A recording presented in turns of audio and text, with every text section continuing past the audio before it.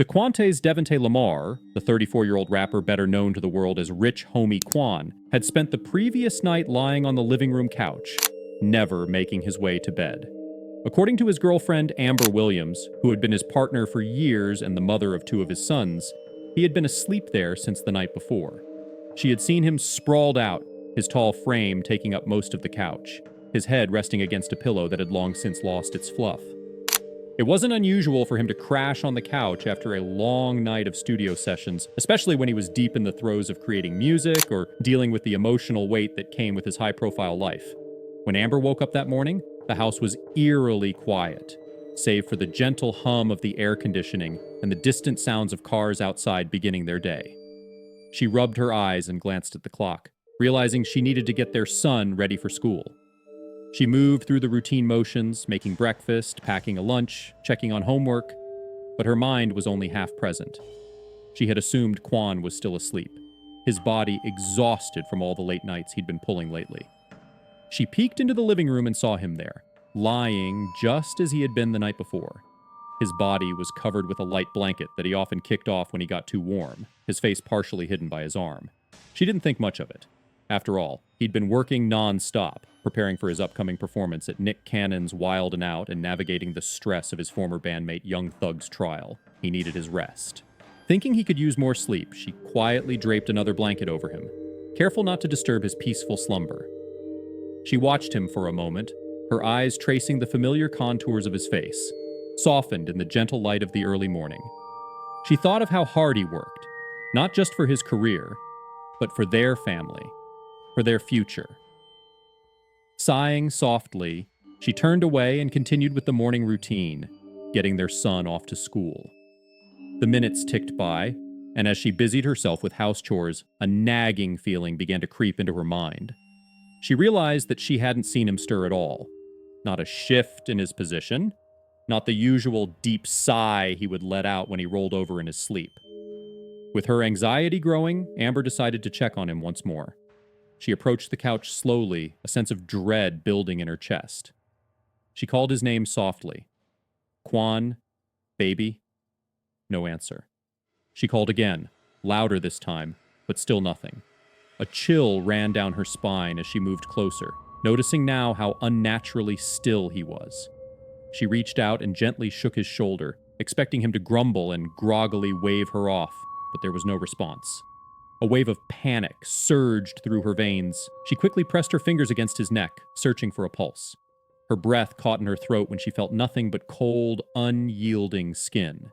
She leaned down, her ear hovering over his chest, desperately hoping to hear the comforting thump of his heartbeat. Instead, there was only silence. "Now, I just checked on him again because he never got up," she muttered, her voice trembling as she tried to comprehend what was happening. "I don't feel a heartbeat. I don't see him breathing." Her words were barely above a whisper, as if saying them too loudly would somehow make them more real, more terrifying. She could feel her own heart hammering in her chest, her breaths coming out in ragged gasps. This wasn't right. This couldn't be happening. In a panic, Amber grabbed her phone and dialed 911, her fingers shaking so violently that she almost dropped the device. The call connected, and she could barely form coherent sentences as she frantically tried to explain the situation to the dispatcher. "My boyfriend.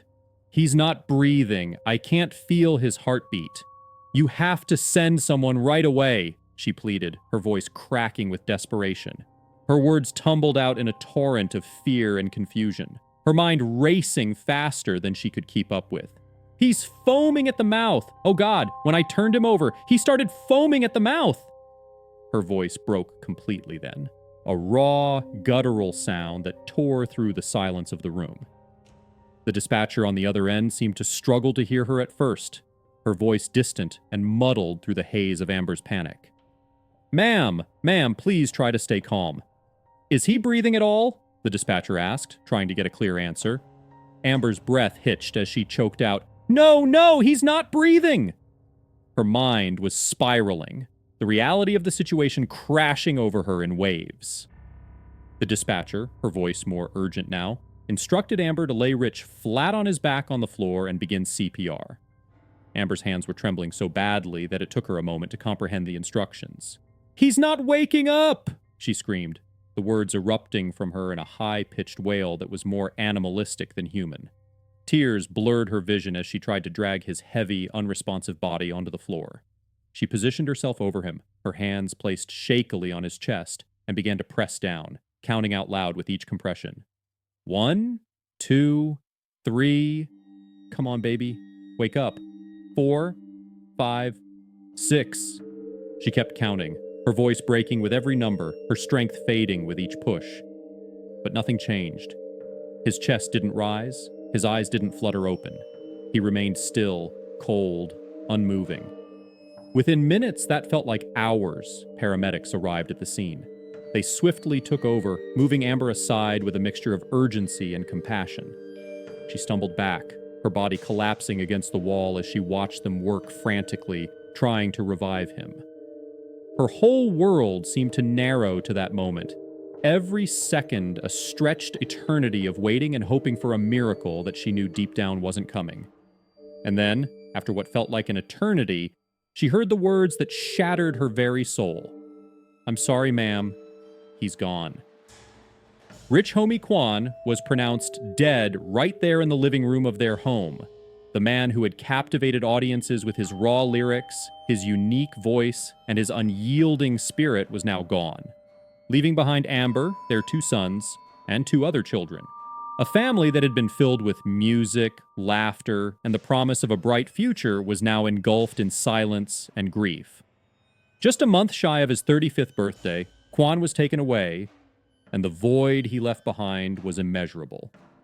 His family, in their statement to TMZ, expressed the depths of their grief, saying they were shattered and heartbroken by the sudden loss. He had been gearing up for a highly anticipated performance in his hometown in just a few weeks, where he was scheduled to take the stage at Nick Cannon's Wild 'N Out alongside Waka Flocka and Nardo Wick. It was supposed to be a celebration, a return to his roots, a chance for him to reconnect with the fans who had supported him throughout his career. Instead, it became a tragic reminder of all the moments that would now never come to pass. A representative from the Fulton County morgue confirmed the news of his passing, and almost immediately, online rumors began to swirl.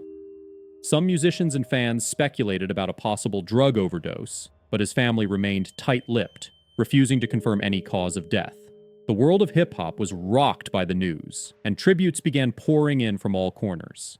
Fellow rapper Playboy Carti was one of the first to lead the tributes, posting several clips of Rich Homie Quan on his Instagram story, sharing memories of better times.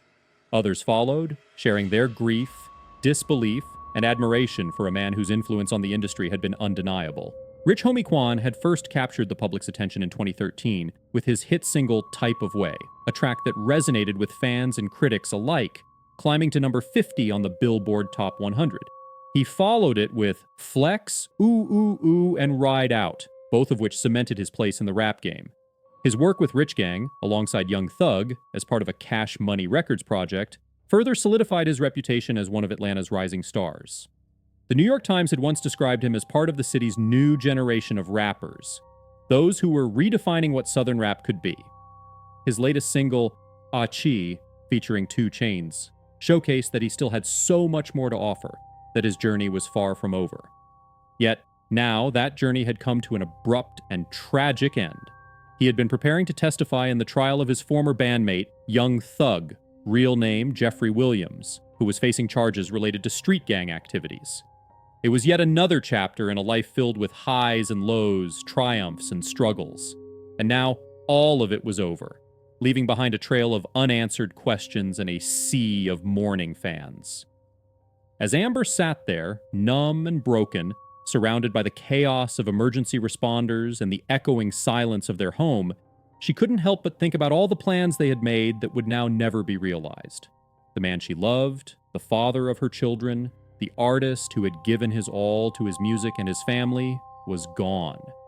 And in that moment, the world felt a little darker, a little colder, without the light of Rich Homie Quan to brighten it.